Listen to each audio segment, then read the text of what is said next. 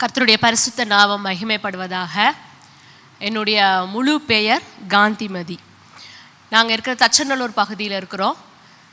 என்னுடைய குடும்பம் எடுத்துக்கிட்டிங்கன்னா முழுவதும் ஆண்டவரை அறியாத குடும்பத்திலிருந்து நாங்கள் வந்தவர்கள். எங்கள் வீட்டில் பார்த்திங்கன்னா நிறைய சிலை வழிபாடுகள் எங்கள் வீட்டில் இருக்கும். அதிகமாய் பூஜை அந்த மாதிரியான காரியங்களை நாங்கள் அதிகமாக ஈடுபடுவோம். சொல்லப்போனால் நாங்கள் சில கோயில்களில் ஒரு டிவோட்டி மாதிரிலாம் நாங்கள் இருந்தது உண்டு. எனக்கு 2 சகோதரிகள், நான் கடைசியானவள். என்னுடைய அம்மா அவங்க ஹெச்எம்மாக இருந்தாங்க, அப்பா மெக்கானிக்காக இருந்தாங்க. ஸோ எங்களுடைய வாழ்க்கை இப்படியாக போய்கொண்டிருந்தது. ஆண்டவருடைய இரக்கத்தில் பண கஷ்டம் என்பதாக அப்படி இல்லை. எல்லாம் உணவு கிடைக்கும், எல்லாரும் ஒரு மெக்கானிக்கல் லைஃப்னு சொல்லப்பட்ட மாதிரி அவங்கவுங்க டியூட்டியை அவங்கவுங்க பார்த்துட்டு, ஸோ இப்படி தான் எங்களுடைய வாழ்க்கை போயிட்டு இருந்துச்சு. எங்கள் குடும்பங்களில் சிறு வயதுலேயே எங்களுக்கு தேவையான ஒரு விஷயம் என்ன இருந்ததுன்னா, அன்பு கிடைக்கல பாருங்கள். சரியா, அம்மா அப்பாலாம் இருப்பாங்க, எல்லாருமே கூட இருப்போம். ஆனால் ஒருவரோட ஒருவர் ஒரு ஷேர் பண்ணக்கூடிய ஒரு அன்பு கிடைக்காது. ஆனால் நாங்கள் அதை தெய்வத்திட்ட நிறைய எதிர்பார்த்தோம். சரி, இப்படி கோயிலுக்கெலாம் போய் அந்த அன்பை கடவுள்கிட்டேருந்து பெற்றுக்கலாம் அப்படிங்கிற அந்த ஒரு வழியெல்லாம் கூட நாங்கள் முயற்சி செஞ்சு பார்த்தோம் பாருங்களேன். எப்போவுமே இந்த சஷ்டிலாம் இருந்துச்சுன்னா தீவிரமாக அந்த 7 நாட்கள் நான் விரதம் இருப்பேன், சாப்பிட மாட்டேன், ஃபுல்லாக கோயிலே இருப்பேன். காலையில் 4 மணிக்கு அந்த கோயிலில் பூஜை செய்யணுன்னா நாங்கள் 2 மணிக்கே எந்திரிச்சு பிரசாதம் எல்லாம் செஞ்சுட்டு கோயிலுக்கு போயிடுவோம். 4 மணிக்கு அங்கே இருப்போம். அந்த அதிகாலை நேரத்தில் அங்கே நிற்போம் பாருங்கள். ஸோ அங்கே உள்ள வேலைகளை எல்லாம் செய்கிறது, இப்படி தான் நாங்கள் எங்களுடைய இது இருந்துச்சு. எங்களுடைய இதில் நாங்கள் நல்லா வாழ்ந்துட்டுருக்கோம் அப்படின்னு நாங்கள் நினச்சிட்டு இருந்தோம். ஸோ இதுதான் எங்களுடைய ஆரம்ப நிலையில் எங்கள் வீட்டில் இருந்த ஒரு விஷயம். அதிகமான ஒரு விக்கிரக ஆராதனைக்குள்ளே இருந்துச்சு. ஆனால் யாருக்குள்ளேயுமே ஒரு சமாதானம், சந்தோஷம் குடும்பத்துக்குள்ளே எங்களுக்குள்ளேயே இல்லை. என்னுடைய தாயும் தகப்பனாரை எடுத்துக்கிட்டிங்கனாலும் அவங்களுக்குள்ளேயும் ஒரு அன்பு இல்லை. எல்லோரும் ஒரே வீட்டில் இருப்போம். ஆனால் கணவர் மனைவியை புரிந்து கொண்டதாகவோ, இந்த மனைவி கணவரை நேசித்ததாகவோ பிள்ளைகளாக நாங்கள் அப்படி பார்க்கல. ஸோ இதோ ஒரு டியூட்டி, சோறு பொங்கி வைக்க வேண்டியது அம்மாவுடைய வேலைன்னா அவங்க செய்வாங்க. அப்பா வேலைக்கு போயிட்டு வரணும் அப்படின்னா வேலைக்கு போயிட்டு வருவாங்க, நாங்கள் படிக்கணும்னா படிப்போம். ஸோ இப்படி தான் போயிட்டு இருந்துச்சு. எல்லாருக்குள்ளேயுமே ஒரு அன்பு வேணும், இதை எங்களுக்கு யார் தருவா அப்படின்னு ஒரு ஏக்கம் இருந்துகிட்டே இருந்துச்சு. ஸோ என்னுடைய ஸ்கூலிங்கில் நான் என்னுடைய 6ஆம் வகுப்பு படிக்கும்போது ஒரு கிறிஸ்தவ ஸ்கூலில் நான் சேர்க்கப்பட்டேன். அங்கே தான் முதலாவது நான் ஆண்டவருடைய அன்பை அறிந்து கொண்டேன்.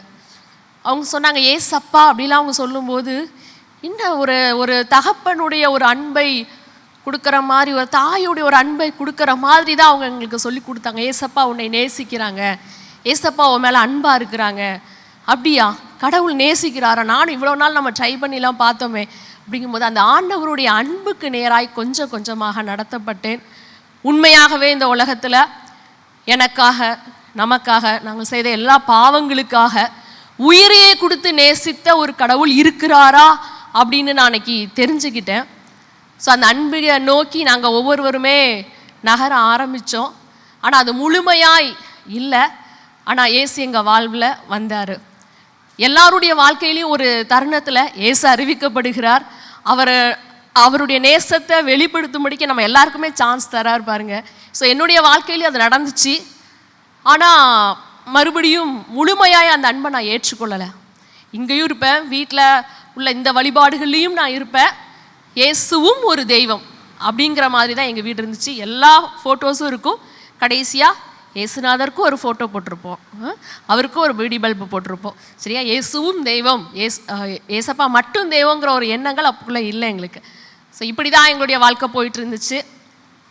இதில் ஆண்டவர் அநேக முறை என்னுடைய சகோதரிகள்கிட்டலாம் அவருடைய அன்பை வெளிப்படுத்தும்படிக்கு நிறைய தருணங்களை அவங்களுடைய வாழ்க்கையில் கொடுத்தாரு. ஒரு பெரிய சகோதரிக்கெலாம் இப்போ ரொம்ப கிரிட்டிக்கலான ஒரு சிச்சுவேஷன் வந்துச்சு. அப்போது ஒரு ஹாஸ்பிட்டலில் இருக்கும்போது ஒருத்தங்க ஜோம் பண்ண சொன்னாங்க. அப்படி ஒவ்வொரு தருணமும் ஆண்டவர் எங்களுடைய வாழ்க்கையில் பர்சனலாக ஒவ்வொரு சகோதரியுடைய வாழ்க்கையிலையும் கொடுத்தார். நாங்கள் என்னென்னா சுகம் கிடச்சிரும், மறுபடி வீட்டுக்கு போனோடனே எல்லாத்தையும் மறந்துடுவோம். ஸோ இப்படி தான் போயிட்டு இருந்துச்சு. என்னுடைய திருமணம் பார்த்திங்கன்னா இந்து முறைப்படி தான் எனக்கு நடந்தது. கடவுள் எனக்கு நான் எதிர்பார்த்த மாதிரி எனக்கு அன்பு கிடைக்கணும் அப்படின்னு சொல்லி நான் எதிர்பார்த்த மாதிரி நல்ல ஒரு அன்புள்ள கணவனாரை கத்தர் கொடுத்தார். கத்தர் ஸ்தோத்திரம். நாங்கள் அவங்களுடைய வேலை நிமித்தமாக நாங்கள் வெளி தேசத்தில் மஸ்கட்டுங்கிற தேசத்தில் பணிபுரியும்படிக்கு நாங்கள் 2 பேரும் அங்கே போயிருந்தோம். அங்கேயும் பார்த்தா லீவில் கோயில் போவோம். இந்த மாதிரி தான் எங்களுடைய பொழுதுபோக்கு அப்படின்னு சொல்லி நினச்சாலே கோயில்லையே இருக்கிறது தான் சந்தோஷங்கிற மாதிரி எங்களுக்கு ஒரு தாட்டு. ரெஸ்ட்டுன்னா நேராக கோயிலில் போய் உட்காந்து அங்கே சர்வீஸ் பண்ணால் அதில் ஒரு சந்தோஷம், அது புண்ணியம். இதெல்லாம் சொர்க்கத்திற்கு நம்மளை கொண்டு செல்லும். நாங்கள் நல்லவங்க அப்படின்னு மற்றவங்களுக்கு காண்பிக்கிறதுக்கு இதெல்லாம் ஒரு வழி. நம்ம இப்படிலாம் இருந்தால் கடவுளுக்கு நம்ம ரொம்ப பிடிக்கும் அப்படிங்கிற ஒரு விஷயத்தினால அதெல்லாம் செஞ்சுட்டே இருந்தோம். என்னுடைய திருமணத்திற்கு அப்புறம் 2 பேருமே அப்படி தான் இருந்தோம். அப்போது பிள்ளைக்கான காரியத்தில் கணவருடைய வீட்டில் இருந்து பிள்ளைங்களுக்காக சீக்கிரமாக நான் குழந்தைகள் கிடைக்கணும், ஏன்னா ரொம்ப எங்களுக்கு லேட்டாக தான் மேரேஜ். அதனால் சொல்லிகிட்டு இருக்கும்போது சரி அவங்களுடைய வற்புறுத்தலின் பேரில் நாங்கள் என்ன பண்ணோன்னா சரி ஒரு ஹாஸ்பிட்டல் போகலான்னு இங்கே இந்தியாவிலேருந்து கிளம்புறதுக்கு முன்னாடி அருணகிரி தேட்டர்கிட்ட ஒரு ஹாஸ்பிட்டல் இருக்குது, அங்கே சொன்னாங்க, ரெஃபர் பண்ணாங்க எங்களுடைய ஃபேமிலியில், நீங்கள் அங்கே போய் காமிக்கணும், அங்கே தான் அந்த டாக்டர் தான் ரொம்ப கைராசியான டாக்டர் அப்படின்னு சொன்னாங்க. சரி கைராசிலாம் சொல்கிறாங்களேன்னு ஃபஸ்ட்டு செக்கப் நான் போகிறேன்.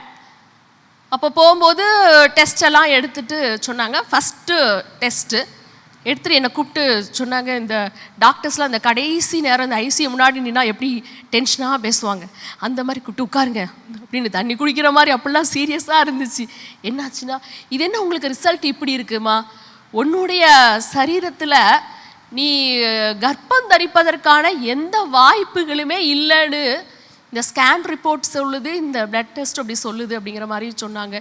எனக்கு என்னென்னா இப்போ தானே ஸ்டார்டிங்கில் ஒரு டெஸ்ட் எடுத்திருக்கேன், அதெல்லாம் படிப்படியாக தான் ஏதாவது ஒன்றுனா சொன்னால் நம்ம கொஞ்சம் ஜீரணிச்சிக்கலாம், எடுத்த உடனே இப்படி சொல்கிறாங்களேன்னு எனக்கு என் முகம் மாறிச்சு, கஷ்டமாக இருந்துச்சு. இது என்ன இப்படி சொல்கிறாங்கன்னு. அவங்க சொன்னாங்க, உனக்கு மேரேஜ் ஆகி எவ்வளோ நாள் ஆச்சு, எத்தனை வருஷம் ஆச்சு, இதெல்லாம் கேட்டுட்டு உன் கூட யார் வந்திருக்காங்க, அவங்கக்கிட்ட நான் இந்த உண்மையை சொல்லலாமா அப்படிங்க. இது அவ்வளோ பெரிய சீரியஸான விஷயமா, உண்மையை என் கணவர் தான் வந்திருக்காரு, சொல்லிடுங்க நீங்கள், அவர்கிட்ட நீங்களே சொல்லிடுங்க அப்படின்னு சொல்லிட்டு அவங்களையும் உள்ளே கூப்பிட்டா அப்படி தான் டாக்டர் ஒரு மாதிரி, உங்கள் ஒய்ஃபுக்கு பார்த்தா இவ்வளோ இதாக இருக்குது, அவங்களுக்கு குழந்தையை பெற்றுக்கொள்றதுக்கான வாய்ப்புகளே இல்லை பாருங்கள், நீங்கள் இப்போ என்ன செய்ய போகிறீங்க அப்படின்னாங்க. அவங்களுக்கு நாங்கள் என்ன செய்ய அப்படின்னு நாங்கள் அவங்கக்கிட்ட கேட்கோம்.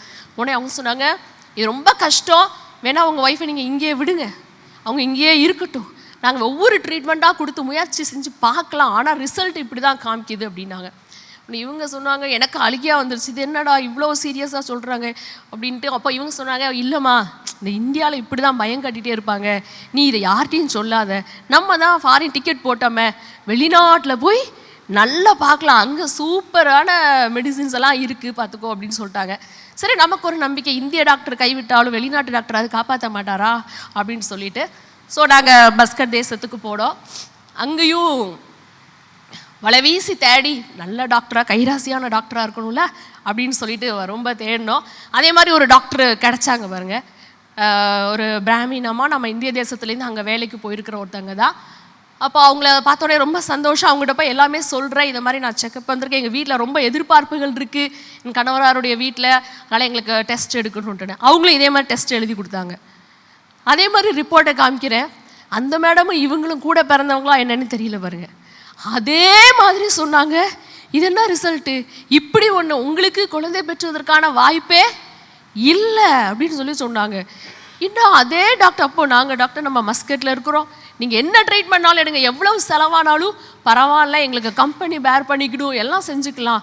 உடனே அவங்க சொன்னாங்க, இல்லை இல்லை பார்க்கலாம், வெயிட் பண்ணுங்கள் பார்க்கலாம், நிறைய டெஸ்ட் இருக்குது, அது நிறைய செலவாகும், ஆனால் நம்ம முயற்சி செய்து பார்ப்போம் அப்படின்ட்டாங்க. சரின்னு டெஸ்ட் எடுத்து சில டெஸ்ட் பண்ணிகிட்ருக்குறோம். அந்த நேரம் பார்க்க இவங்க ஜப்பான் தேசம் போக வேண்டிய ஒரு சூழ்நிலை ஆயிடுச்சு. அதனால் எங்களுக்கு அந்த ப்ரொசீஜர்ஸை ரெகுலராக செய்ய முடியல. அப்போ இதுக்கு இடையில இவங்க ஊர்லேருந்து வந்த உடனே நாங்கள் போகிறோம். அந்த மேடம் என்னை பார்த்து, நீ எதுக்கு இங்கே வந்த அப்படின்னு கேட்காங்க. செக்கப்புக்கு வந்தேன் அப்படின்னு. உனக்கே ஒரு குழந்தைய கொடுக்கறதுக்கான ஒரு விஷயம் உன்கிட்ட இல்லை, இதில் நீ இதுக்கும் நீ மெடிசனுக்கும் சப்போர்ட் பண்ணல, அப்போது நீ எதுக்கு இங்கே வந்த அப்படின்னாங்க. அன்றைக்கி லிஃப்ட்டில் நான் அழுதுச்சே சொல்லிகிட்டே வந்தேன், இனி இந்த மேடத்துக்கிட்ட நான் வரவே மாட்டேன் அப்படின்னு சொல்லிட்டு கோவத்தில் வெளியிலே வந்துட்டேன். ஒரு டாக்டர் இப்படியா பேசுவாங்க அப்படின்னு சொல்லிட்டு ஃபுல் ஆஃப் அவிசுவாசம் நிறைஞ்சவங்களாக தான் அவங்க இருந்தாங்க. அப்போ அன்றைக்கி போகும்போது காரில் போகும்போது நான் அழுதுகிட்டே சொல்கிறேன், நான் எங்கே வரணும்னு கேட்டேன், என்னை ஏன் ஒயாமல் இப்படி ஹாஸ்பிட்டல் கூப்பிட்டு வந்தால் இதை மாதிரியே பேசுகிறாங்க அப்படின்னு இருக்கும்போது என்னுடைய கணவர் அப்போ ரட்சிக்கப்படலை. ஆனால் அவங்க சொன்னாங்க, நீ எப்போதுமே எனக்கு இயேசு பிடிக்கும் நீ சொல்லுவல, நீ அவரை நம்புறல, நீ ஏன் அவர்கிட்ட கேட்டு பார்க்கக்கூடாதுங்கிற ஒரு சின்ன வேர்டு என் காதில். நானும் ஆமாண்ணே, ஏசப்பா நமக்கு பிடிக்கும் எல்லாம் சொல்கிறோம். நம்ம ஏன் இது வரைக்கும் இப்படி ஒரு விஷயத்த அவர்கிட்ட நம்ம கேட்கவே இல்லையே, எல்லார்ட்டையும் கேட்டோம், அவர்கிட்ட தனியாக கேட்கலையேன்னு நான் என்னுடைய விசுவாசத்தை ஏசப்பா மேலே வச்சேன். ஏசப்பா, ஆமாம், நான் உங்களை நேசிக்கிறேன், நீங்கள் என்னை ரொம்ப நேசிக்கிறீங்க, உங்கள் நேசத்தை நான் உணர்ந்து கொள்கிறேன், எனக்கு ஒரு குழந்தைய நீங்கள் தரணும் அப்படின்னு சொல்லி கேட்டேன். அவ்வளோதான் ஜெபம், டோட்டல் ஜெபமே அவ்வளோதான், முடிஞ்சு போச்சு. இந்த சூழ்நிலையில் அங்கே மஸ்கட் தேசத்தில் லீவு, பக்ரீத் லீவு. அப்போது அங்கே கம்பெனியெல்லாம் லீவில் இருக்கும்போது அங்கே ஒரு கேம்ப் நடக்குது. அப்போ அந்த கேம்புக்கு நம்ம இந்திய தேசத்துலேருந்து ஒரு பாஸ்டர் அங்கே வராங்கன்னு எங்கள் ஃப்ளாட்டில் உள்ளவங்க சொல்கிறாங்க. வாங்க, நீங்கள் சும்மா தானே இருக்கீங்க, போகலான்னு ஹஸ்பண்டை சொல்லியிருக்காங்க. இவங்க என்னென்னா, இவளுக்கு சர்ச்சுன்னு ஒன்று இந்த தேசத்தில் இருக்குங்கிறத காமிச்சு கொடுப்போம், ஏன்னா அது இஸ்லாமிய நாடுங்கிறதுனால அங்கே சர்ச்சஸ் இருக்காதுங்கிற மைண்ட் செட்டு, ரொம்ப தூரம் போகணும். ஆனாலும் என்னை அழைத்து கொண்டு ஒரு சர்ப்ரைஸ் கொடுக்கலாம் அப்படிங்கிறதுக்காக என்னை கூட்டிகிட்டு போகிறாங்க. சர்ச்சுக்கு முன்னாடி இறக்கி விட்டோட எனக்கு பயங்கர சந்தோஷம். உண்மையாகவே தான் இது சர்ச்சு, எல்லாரும் இருக்காங்க, பைபிள்லாம் கொண்டு வராங்க, பயங்கர சந்தோஷமாக இருந்துச்சு. அப்போ அங்கே போய் நான் ஆனால் ஆண்டவர்கிட்ட இந்த குழந்தை கடத்த காரியங்களுக்கு எனக்கு ஒரு விஷயம் நீங்கள் செய்யணும் அப்படின்னு நான் கேட்டுகிட்டே இருக்கிறேன் பாருங்க. அப்போது எல்லாரும் ப்ரேயர் முடித்த உடனே அந்த பாஸ்டர்கிட்ட ஜெபிக்கும்படிக்கு நிறைய பேர் போனாங்க. அப்போ அவங்க கூட்டிகிட்டு போனவங்களும் நீங்களும் வாங்க ஒரு வார்த்தை சொல்லி ஜோம் பண்ணலாம். இவங்க மேனேஜர் போஸ்டிங்கில் இருக்காங்க, அவங்களுக்கு டவுன் த லைன். ஆனாலும் இவங்க யோசிக்கிறாங்க, நாங்கள் அப்படிலாம் போய் ஜோம் பண்ணணுமா அப்படின்னு. இல்லை வாங்க, எனக்கு ஆசை, நம்ம ஜோம் பண்ணுவோம், ஏசப்பா நமக்கு தருவாங்கன்னு. அப்போ அந்த ஐயா எங்களுக்காக ஜோம் பண்ணும்போது சொன்னாங்க, ஆண்டவர் உங்களுக்கு ஒரு கனியை கொடுக்கிறார் அப்படிங்கிற மாதிரி சொன்னாங்க. எங்கள் 2 பேருக்கும் புரியவே இல்லை. அப்படியே 2 பேரும் பார்த்துட்டோம், தேங்க்யூன்னு சொல்லிட்டு வந்துட்டோம். அப்போ 2 பேரும் டிஸ்கஸ் பண்ணுறோம், என்ன கனினா என்னது, ஃப்ரூட். அப்போ என்ன ஃப்ரூட்டு கொடுப்பாங்க அப்படின்னு சொல்லி ரொம்ப யோசிச்சுட்டே இருக்கோம் நாங்கள். அன்னைக்கு வீட்டுக்கு வரோம், ஒரு சகோதரி தற்செயலாக ஒரு வசன கார்டு எனக்கு கொடுத்து விட்றாங்க. அது அவங்களே ரெடி பண்ணியிருக்காங்க. ஒரு பேபியுடைய ஃபோட்டோ எடுத்து கட் பண்ணி ஒரு இதில் ஒட்டி, அது கீழே ஒரு வசனம் இருக்குது, கர்ப்பத்தின் கனி கர்த்தரால் வரும் சுதந்திரம் அப்படின்னு சொல்லிட்டு. எனக்கு அதை பார்த்த உடனே இதில் ஒரு கனி போட்டிருக்கு அப்படின்னு எனக்கு ரொம்ப, கர்ப்பத்தின் கனியை கர்த்தர் தராரு. என்னுடைய விசுவாசத்தை இன்னும் தேவன் மேலே வைக்க ஆரம்பித்தேன். கண்டிப்பாக எனக்கு கர்த்தர் தருவாருன்னு. உண்மையாகவே நாம் இயேசு மேலே வைத்த விசுவாசத்தை இயேசு நிச்சயமாக பார்க்குறாரு. அந்த மந்த்துடைய எண்டில் நான் சொல்கிறேன், நான் ஹாஸ்பிட்டல் போக மாட்டேன்ட்டுன்னு, ஆனால் எனக்குள்ள விசுவாசம் இருந்தது, என் தேவன் எனக்கு தருவாருன்ட்டுன்னு. ஸோ நாங்கள் செக் பண்ணுறதுக்கான அந்த மெட்டீரியல் வாங்கி வீட்டில் வச்சு நான் செக் பண்ணி பார்த்தேன், பாசிட்டிவ் அப்படின்னு சொல்லி வந்துச்சு. ஹல்லேலூயா. ஆமாம், உடனே ரொம்ப சந்தோஷம். அதை எடுத்துகிட்டு அந்த டாக்டர்கிட்ட போகணும் அப்படின்ட்டு வேகமாக போகிறோம் 2 பேரும். அதே மாதிரி லிஃப்ட் ஓப்பன் ஆனோடனே இந்த மேடம் இப்படி கையில் இடுப்பில் கை வச்சுட்டு நின்றுட்டு இருந்தாங்க. எதுக்கு இங்கே வந்திருக்க, அதே கேள்வி. உடனே நான் இப்போ என் கையில் தான் எவிடன்ஸ் இருக்கேன்ட்டு, மேம் பாசிட்டிவாக ரிசல்ட் வந்திருக்கு மேம் அப்படின்னு காமிக்கிறேன். அதை பார்த்துட்டு சொல்கிறாங்க, இதெல்லாம் பார்த்துட்டு டோன்ட் பி ஹாப்பி, ஓகே வா ஸ்கேன் பண்ணி பார்க்கலாம் அப்படின்ட்டாங்க. சரி மறுபடியும் பார்க்கலாம். ஸ்கேன் பண்ணி பார்த்துட்டு சொல்கிறாங்க, நீங்கள் ஊர்லலாம் யார்ட்டையும் சொல்ல வேண்டாம் சரியா, ஆனால் பாதுகாப்பாக இருந்துக்கோங்கன்னு. நான் கேட்குறேன், ஆமாவா இல்லையா, ஏதாவது ஒன்றை சொல்லுங்க அப்படிங்கிற. உனக்கு ஆனால் உடம்பு இதுக்கு சப்போர்ட் பண்ணாது, ஆனால் ஸ்கேன் என்னமோ பாசிட்டிவாக தான் காமிக்கி, ஆனால் நீ கும்பிட்றலாடி அந்த கடவுள் அவர் தான் இதை மாதிரிலாம் செய்ய முடியும் அப்படின்னாங்க. நான் நினச்சேன், நான் நம்புகிற, நான் விசுவாசித்த அந்த ஏசப்பா எனக்கு அந்த கர்ப்பத்தின் கனியை கொடுத்தாருன்னு நான் அந்த நேரத்தில் நம்பினேன். இந்த சந்தோஷத்தினால நான் நிறைந்திருந்த அந்த ஒரு சில நாட்களில் எனக்கு இந்தியாவிலேருந்து கால் வருது. என்னென்னா, என்னுடைய அம்மா ரொம்ப சீரியஸாக இருக்காங்கன்னு. நான் 7th படிக்கும்போது எங்கள் அப்பா வேற தவறிட்டாங்க. ஸோ எங்களுடைய வளர்ப்புகளில் எல்லாத்துலேயுமே எங்கள் அம்மா தான் எங்கள் கூடயே இருந்து எங்களுக்கு அதனால் எங்கள் அம்மா தான் எல்லாமே அப்படின்னு ஒரு விஷயம் இருந்துச்சு. அப்போ அம்மாவுக்கு முடியலைன்னு சொல்லிட்டு என் அக்காவுடைய கணவனர் அவங்க வந்திருக்காங்க, அவங்க தான் கால் பண்ணாங்க. அப்போ எனக்கு என்ன செய்யனே தெரியல. அப்போ இவங்ககிட்ட சொல்கிறேன், ஐயோ இந்த செய்தி எங்கள் அம்மாட்ட நான் சொல்லணும், எங்கள் அம்மாவை போய் பார்க்கணும், எனக்கு ஆசையாக இருக்குது, ஆனால் இப்போ தான் பாசிட்டிவ்னு ரிசல்ட் நான் ட்ராவல் பண்ண முடியுமா? இவங்க சொல்கிறாங்க, இல்லை நமக்கு எப்படி ஒரு குழந்தை முக்கியமோ அதே மாதிரி உங்கள் அம்மாவுக்கு நீ முக்கியம், நீ கண்டிப்பாக ஃபஸ்ட்டு போயிட்டு வா, நான் வர முடியாது, நான் உனக்கு நீ போகிறதுக்கான விஷயங்களை ஏற்பாடு பண்ணுறேன் அப்படின்ட்டு. போகிறதுக்கு முன்னாடி அதே டாக்டரை பார்த்து என்ன செஞ்சிடலாம், டாக்டர் இன்னும் இந்த சத்து ஊசியெல்லாம் கொஞ்சம் நிறைய போட்டு விட்டு அனுப்புங்க அப்படின்னு சொல்லுவோம் அப்படின்ட்டு அதே டாக்டரை பார்க்க போகிறேன். அவங்க என்னை பார்த்து எப்படிலாம் சிரிச்சாங்க தெரியுமா? ஆமாம், நீ உனக்கு கடவுள் கொடுத்ததே பெருசு, இல்லை இந்தியாவுக்கு போகணுமா, நீ என்ன பண்ணு, இதெல்லாம் சாப்பிட்டுக்கோ, ஆனால் அங்கே உனக்கு ஏதாவது ஆயிடுச்சுன்னா இங்கே வந்து நிற்காத, ஏன்னா இங்கே க்ளீன் பண்ணுறதுக்கு வந்து ரொம்ப செலவாகும் பாரு, இந்தியாவிலேயே அதெல்லாம் முடிச்சுட்டு வந்துரு அப்படின்னாங்க. சரி, அப்படியே பார்த்துட்டே இருந்தேன், என்னடா இதுன்னு. சரி, இந்த டாக்டரை நம்பினது டாக்டர் புவனேஸ்வரி, அவங்க புவனேஸ்வரியை நம்பினது தப்பாக போச்சு அப்படின்னு சொல்லிட்டு நாங்கள் அங்கே இருக்கிற என்னை ஒரு சர்ச்சுக்கு கூட்டிகிட்டு போங்கன்னு. எனக்கு நைட்டு ஃப்ளைட்டு, நான் சர்ச்சுக்கு போய் ஜோம் பண்ணுறேன். அங்கே ஒரே ஒரு பாஸ்டர் இருந்தாங்க, அவங்ககிட்ட சொல்கிறேன் இந்த மாதிரியான சூழ்நிலைன்னு. அவங்க எனக்கு ஒரு வசனம் கொடுத்தாங்க. உண்மையாகவே கர்த்தருடைய வார்த்தை என்னை காப்பாற்றினது. அந்த வார்த்தையை நம்பின, அது மேலே அந்த விசுவாசத்தை வச்ச, உண்மையாகவே எனக்கு அது என்னை வழி நடத்துகிற ஒரு விஷயமா இருந்துச்சு. கர்த்தர் சொன்னார், நான் உன் கூடையே இருக்கிறேன் அப்படிங்கிற ஒரு வார்த்தையை தந்தார். ஸோ அந்த வசனக்காடை மட்டும் முடிச்சுக்கிட்டேன். எல்லோரும் வார்த்தையை இருதயத்தில் பிடிக்கணும், நான் வசனக்காடை முதல்ல பிடிச்சிக்கிட்டேன். எங்கே போனாலும் சரி அந்த வசனக்காடோட தான் போவேன். ஃப்ளைட்டில் நான் தனியாக தான் ட்ராவல் பண்ணி மறுபடியும் இந்தியா வந்தேன். ட்ரிவாண்ட்ரம் வந்து எங்கள் அம்மாவுக்கு எமர்ஜென்சின்ட்டு அவங்கள ஏஞ்சல் நர்சிங் ஹோமில் அட்மிட் பண்ணியிருக்காங்க. ஹார்ட் ப்ராப்ளம், கிட்னி ப்ராப்ளம், பிழைக்க முடியாதுங்கிற சான்ஸு. நான் நேராக அங்கே வரேன். அவங்கள பார்த்துட்டு இருக்கிற இந்த சூழ்நிலையில் எனக்கு மறுபடியும் ப்ளீடிங்லாம் ஆயிடுச்சு. அப்போது இங்கே சகோதரிலாம் கூட சொல்கிறாங்க, நீ இவ்வளோ ரிஸ்க் எடுத்து நீ வந்திருக்க வேண்டாம், நீ தப்பன்ட்ட போது, இல்லை ஏசப்பா இதை கொடுத்தாருன்னா எனக்கு கண்டிப்பாக இருக்கும், கண்டிப்பாக தருவார் அவர் குழந்தையன்ட்டுன்னு. அப்போ இங்கே இருக்கிற லக்ஷ்மி நர்சிங் ஹோம் போய் செக் பண்ண போகிறோம். அப்போவும் அந்த மேடம் பார்த்துட்டு சொல்கிறாங்க, ஓ இன்னைக்கு இவ்வளோ இயர் வேறு லேட்டு, நீ இவ்வளோ வீக்காக வேறு இருக்கிற, ஆனாலும் ஓகேம்மா போய் ஸ்கேன் பண்ணிட்டு வரலாம். ஸோ அந்த ஸ்கேனுக்குள்ளே போகும்போதும் நான் அந்த வசனத்தை, கர்த்தர் என் கூடயே இருக்கிறாருங்கிற வசன கார்டை கொண்டுட்டே தான் போனேன். அதுலேயும் ஆண்டவர் என் கூடயே இருந்தார். அவர் மேலே வச்ச விசுவாசத்தை அவர் கனப்படுத்தினார். ஸ்கேன் ரிப்போர்ட்டை பார்த்துட்டு சொன்னாங்க, நீ சொல்கிற சிம்டம்ஸ்க்கும் இந்த ஸ்கேன் ரிப்போர்ட்டுக்கும் சம்மந்தமே இல்லை, குழந்தை நல்ல ஆரோக்கியத்தோடு இருக்குதுமா அப்படின்னு சொன்னாங்க. கர்த்தர் என் வாழ்க்கையில் நல்ல அழகான ஒரு பெண் குழந்தைய, முதல் குழந்தைய கொடுத்தார். அடுத்தது ரெண்டாவது ஒரு பெண் குழந்தையும் கொடுத்து தேவன் ஆசீர்வதித்திருக்கிறார். இதில் எங்கள் அம்மாவுக்கு பார்த்தீங்கன்னா அந்த அவங்களுடைய மரணப்படுக்கை மாதிரி ஆயிடுச்சு. டாக்டர்ஸ் சொல்லிட்டாங்க, இல்லை காப்பாற்ற முடியாது, வீட்டுக்கு கொண்டுட்டு போங்க அப்படின்னு சொல்லிட்டு. நான் கன்சீவாக இருக்கிறேன். எங்கள் அம்மாவை பார்க்கக்கூடிய சகோதரிகள் எல்லாம் கூட இருந்து எங்கள் அம்மாவை பார்த்துக்கிறாங்க. அப்போ ஆண்டவரே எங்கள் அம்மாவை பிழைக்கணுமேன்னு சொல்லும்போது ஒருத்தங்க வந்தாங்க. இங்கே சுப்பிரமணியம் நர்சிங் ஹோமில் அம்மா அட்மிட் பண்ணப்பட்டிருக்காங்க. நீங்கள் இவ்வளோ சோகமாக இருக்கிறீங்களாம்மா, உங்களுக்கு நான் ஒன்று சொல்லிட்டு போகிறேன். நாங்கள் என்னென்னா, உங்களுக்கு ஜீவன் வேணும்னா ஏசப்பாட்ட கேளுங்க. நாங்கள் சரி குழந்தை வேணும்னு ஏசப்பாட்ட கேட்டோம், குழந்தை கிடச்சிருச்சு. இப்போ எங்கள் அம்மாவுக்கு ஜீவன் வேணும். நாங்கள் டாக்டர்கிட்ட கேட்குறோம், டாக்டர் பைசா இருக்குது, நாங்கள் ஃபாரினில் இருக்கோம், எவ்வளவு ரூபானாலும் நாங்கள் கொடுக்குறோம், எங்கள் அம்மாவுடைய உயிர் காப்பாற்றப்படுமுன்னா அவங்க சொன்னாங்க, இல்லை 70-30% தான், 70% ஃபெயிலியர் ஆயிரும், 30 வேணால் பாசிபிள், அதுவும் ட்ரை தான் பண்ண முடியும், அது கூட இப்போ ஆப்ரேஷன் பண்ணுற மாதிரி உங்கள் அம்மா கண்டிஷன் எல்லாம் வீட்டுக்கு கொண்டு போங்க அப்படின்னுட்டு. அப்போ இயேசுவால் ஜீவன் தர முடியுமா அப்படிங்கிற ஒரு விஷயம் வந்துச்சு. ஆனால் நாங்கள் அதை விசுவாசித்தோம். மறுபடியுமாய் எல்லா தெய்வங்களையும் நாங்கள் கூப்பிட்டு பார்த்தோம், வழிபட்டு பார்த்துருக்குறோம், செய்து பார்த்துருக்குறோம். இந்த கல்வெட்டு கோயிலில் உள்ள அந்த முன்னாடிலாம் பேர் எழுதியிருப்பாங்க இல்லையா, அதெல்லாம் பார்த்தீங்கன்னா எங்கள் அம்மா பேர் கண்டிப்பாக இருக்கும். ஏன்னா கோயில் ஆக்டிவிட்டினா எங்கள் அம்மா அவ்வளோ கொடுப்பாங்க. ஒரு கோயில் கட்டணுன்னாலும் சரி அதுக்கு அவ்வளோ செலவு பண்ணுவாங்க. கூரையாகட்டும் எதாகட்டும் அதில் அம்மா பேர் வர்ற அளவுக்கு அவங்க வந்து செய்வாங்க. என்னெல்லாமோ கூப்பிட்டு பார்த்தோம், முடியலைங்கிற ஒரு சுச்சுவேஷன். வீட்டில் இருக்கிறாங்க. நான் சொன்னேன், இந்த ஜீவன் ஏசப்பா தருவாங்களாம். 91 சங்கீதம், அப்போல்லாம் பைபிள் தெரியாது, ஜெபம் தெரியாது, சர்ச் தெரியாது. 91 சங்கீதத்தை மட்டும் பார்த்து எங்கள் அம்மா கிட்ட உட்காந்து வாசித்துக்கிட்டே இருப்போம்.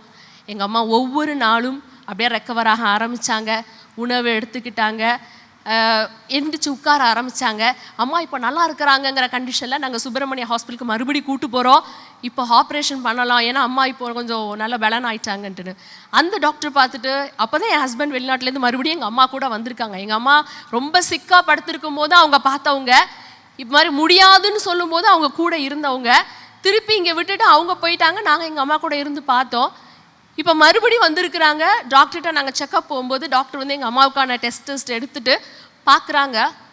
பார்த்துட்டு சொல்கிறாரு, நீங்கள் எந்த டாக்டர்கிட்ட கூட்டிகிட்டு போனீங்க, நீங்கள் வேறு ஏதோ ஒரு ட்ரீட்மெண்ட் எடுத்துருக்கிறீங்க, உங்கள் அம்மாவுக்கு நீங்கள் சொல்லப்பட்ட பிரச்சனை கிட்னியில் எதுவுமே இல்லையே, இந்த பிரச்சனை எப்படி சரியாயிடுச்சு, எனக்கு தெரியாமல் நீங்கள் என்ன மெடிசன் எடுத்தீங்க அப்படின்னு சொல்லி அந்த சுப்பிரமணியன் சார் கேட்டாங்க. அது கர்த்தர் எங்கள் வாழ்வில் பெரிய அற்புதத்தை செய்தார். உண்மையாகவே ஜீவனை கொடுத்தார். அது மனுஷர்களால் முடியாதுல்ல, பணத்தால் முடியாது. ஆனால் நம்ம இயேசுவின் மேலே வைத்த அந்த விசுவாசம் எங்கள் அம்மாவுடைய ஜீவனை கர்த்தர் கொடுத்தார். எங்கள் அம்மா நல்லா சுகமானாங்க.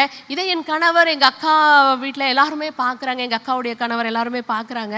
எங்களுக்குள்ள எல்லாத்துலேயும் இன்னும் இயேசு மேலே விசுவாசம் வந்துச்சு. இயேசுதான் உண்மையான தெய்வம் என்று நாங்கள் அப்படியே முழுமையாக நம்ப ஆரம்பித்தோம். வேண்டாத காரியங்களை விட்டு நாங்கள் வெளிவர ஆரம்பித்தோம். எங்களை வேத வசனத்தின்படி வாழ்கிறதுக்கு நாங்கள் எங்களை ஒப்பு கொடுக்க ஆரம்பித்தோம். இப்படி இருக்கும்போது என்னுடைய கணவர் எடுத்துட்டிங்கன்னா அவங்க இந்த யோகாஸ்லாம் பண்ணுவாங்க. 10 நாள் லீவுக்கு சதுரகிரி மலைக்கு போயிடுவாங்க. நாங்கள் போய் சித்தரை பார்த்துட்டு தான் வருவேன், என்னால் ஃபோனெல்லாம் ஆஃப் பண்ணிடுவாங்க, என்னை யாரும் தேடாதீங்க நான் போகிறேன் அப்படின்னு சொல்லிட்டு போயிடுவாங்க. அப்படிதான். ஏன்னா அந்த நாட்கள் கூட நாங்கள் இந்த ஒரு ஜாலியாக வெளியில் அந்த மாதிரி இல்லை, கடவுளை தேடுவோம், உண்மை தெய்வம் யாருன்னு கண்டுபிடிக்கணும் அப்படிங்கிறத நோக்கி நிறைய பிரயாசப்பட்டாங்க பாருங்க. இப்போ என்னை ஆண்டவர் கொஞ்சம் கொஞ்சமாக விசுவாசத்தில் கர்த்தருக்குள்ளே பலப்படுத்திட்டாரு. இப்போ நாங்கள் மஸ்கட் தேசத்தில் இருக்கும் பொழுது ஆண்டவர் என்னை அபிஷேகித்தார். என்னால் மறுபடி அந்த கோவில்களுக்கு போய் செய்ய முடியலை என்னால். ஏன்னா என்னோட இருக்கிற அந்த பரிசுத்த ஆவியானவர் உண்மை தெய்வம் யார் என்று கண்டு கொண்டதுனால அதுலேருந்து எனக்கு மறுபடி இவர் உண்மையான அன்பை ருசித்துட்டேனே, இனிமே நான் அதை மறுபடி செய்ய முடியாதுன்னு என் கணவர்கிட்ட என்னுடைய விசுவாசத்தை ஷேர் பண்ணும்போது அவங்களுக்கு ஒரே குழப்பமாக இருந்துச்சு. இன்னமா இது வரைக்கும் 2 வந்துட்டு தானே இருந்தேன், அதே மாதிரி 2 பண்ண வேண்டியது தானே அப்படின்ட்டுன்னு. இல்லை நான் பரிசுத்தாவியை பெற்றுக்கிட்டேன் என்னெல்லாமோ சொன்னாலும் அவங்களுக்கு ஒன்றும் புரியவே இல்லை. இதுக்கிடையில் எங்கள் 2 பேருக்கு இடையில நிறைய கருத்து வேறுபாடுகள் வந்துச்சு. ஆனால் நான் அவங்கள ஒருபோதும் கம்பல் பண்ணவே இல்லை பாருங்கள். நான் நம்பின ஏசப்பாவை ஒரு நாள் நீங்களும் புரிஞ்சுப்பீங்க அப்படின்னு சொல்லிட்டு. அப்படி இருக்கும்போது ஒரு நாள் என்னுடைய கணவரும் அவங்களும் இதை பற்றி நிறைய தெரிஞ்சுக்கணும், நம்ம இந்துவுடைய காரியங்களை நிறைய கற்றுக்கொள்ளணும்னு அவங்க நிறைய சைடில் படிக்க ஆரம்பித்தாங்க. அந்த அவங்க பொதுவாகவே மகாபாரதம் எங்கள் வீட்டில் எல்லாமே இருக்கும், அது பகவத்கீதையிலேருந்து எல்லாமே எங்கள் வீட்டில் இருக்கும், அது எல்லாமே படிக்கிறது உண்டு. அது போக இப்போ இந்த பாண்டிச்சேரி அன்னை அரவிந்தர் ஆசிரமத்தில் நாங்கள் 2 பேருமே டிவோட்டிஸ், அவங்கெல்லாம் டிவோட்டி. அதில் நாங்கள் ஒன்று போல் மோதிரம் போட்டிருப்போம், அங்கே ஃபங்க்ஷன்னா இவங்க போயிடுவாங்க அங்கே, அந்த மாதிரிலாம் நாங்கள் செய்கிறது உண்டு. இப்படி இருக்கும்போது ஒரு நாள் ஃப்ளாட்டில் நான் இந்தியா வந்துட்டேன், ஃப்ளாட்டில் இருக்கும்போது அவங்க கேட்டிருக்காங்க, என் மனைவி எல்லாவற்றுக்கும் நான் சொன்னால் கேட்பா, இந்த ஒரு காரியத்தில் மட்டும் அவள் ஏன் ஏசு கிறிஸ்துன்னு சொல்கிறா, நான் கூப்பிட்ட இடத்துக்கு இப்போ ஏன் வர மாட்டேங்கிறா, நானும் எவ்வளவோ நற்காரியங்களை செய்ய தானே செய்கிறேன், நானும் நல்லவனா கடவுளுக்கு உண்மையாக இருக்க தானே செய்கிறேன், அந்த உண்மையான கடவுள் யாருன்றா எனக்கு இப்போ தெரியணும் அப்படின்னு சொல்லி நாங்கள் தியானம் பண்ணுவோம். இந்த நம்ம கோயிலுக்குலாம் முன்னா கும்புறோம்ல, நாங்கள் 2 பேருமே மெடிடேஷனில் உட்காந்து பத்மாசனத்தில் உட்காந்து தான் பண்ணுவோம். அதை மாதிரி அவங்க உட்காந்து உண்மையான தெய்வம் யார் என்று துபாய் தேசத்தில் இருக்கும்போது கேட்கும் பொழுது அந்த அறையில் இயேசு பிரசன்னமாகி இருக்கிறார். அவங்க அப்படியே அந்த வந்திருக்கிறவர் இயேசு கிறிஸ்து தான் என்பதை அவங்க மனதார நம்பினாங்க, ஏற்றுக்கொண்டு அப்படியே தன்னை அவங்க அர்ப்பணித்தாங்க. அந்த நாளில் இயேசுவை உண்மையான ஒரு தெய்வமாய் அவங்க ஏற்றுக்கிட்டாங்க. ஏசப்பா தனிப்பட்ட விதத்தில் அவங்கள சந்திச்சாங்க பாருங்க. ஆமாம், கர்த்தர் அவங்களுடைய வாழ்க்கையிலையும் வந்தாங்க. ஆண்டவர் சொன்னார், என்னுடைய கனமுள்ள ஊழியத்துக்கு என்று உங்களை நான் அழைத்திருக்கிறேன் அப்படின்னு ஒரு வார்த்தையை கொடுத்தாங்க.